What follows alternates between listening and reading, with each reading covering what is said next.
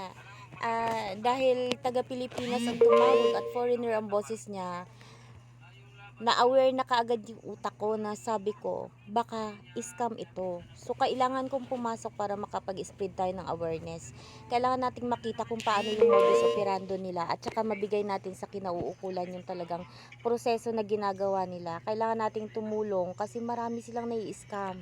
So, ito, ganito ang ginagawa nila. Oh. Parang hinihikayat tayo. And then, binigyan tayo ng mga, yan, katulad yan, 2,000 to 4,000 pesos daw per day ang sasahurin. So, kailangan nating sumakay para makita natin yung pinakabuod or pinaka idea nila kung paano nila i-scamin yung tao.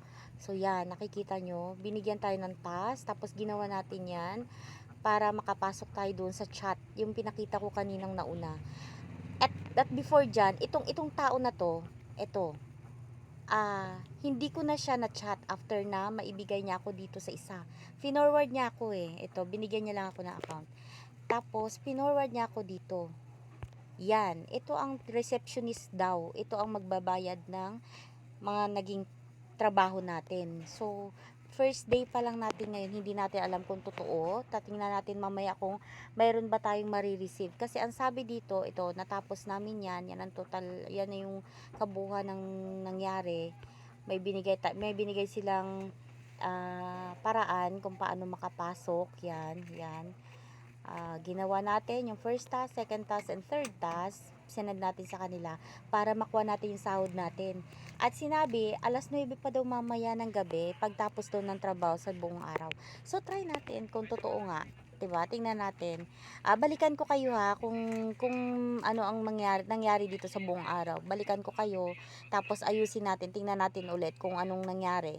Tapos titingnan din natin kung makaka-receive na talaga tayo na sinasabi nila at saka kung paano nila gagawin na may scam nila yung tao kasi tingin ko scam to hindi ako naniniwala na ganito kabilis, ganitong trabaho lang magkakapera ka. Lahat kasi ng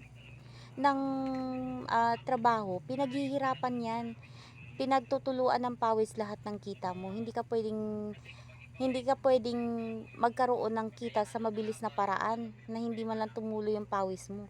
Lahat yan pinaghirapan, pinapaduguan ng utak lahat. Pero ito ang bilis So, tingin ko scam ito. So, mag-spread tayo ng awareness after dito. Titingnan natin kung anong nangyari. Okay? Sana maabangan nyo para makita rin nyo rin kung halimbawa dumaan ito sa inyo.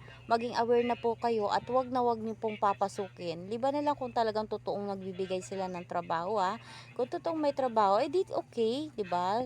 Swerte tayo doon. Pero kung hindi sila magbibigay ng trabaho, instead is kukurakutan nila yung tao, hindi pwede yun. Makakatikim sila ng maanghang na salita sa atin. Okay? Abangan natin.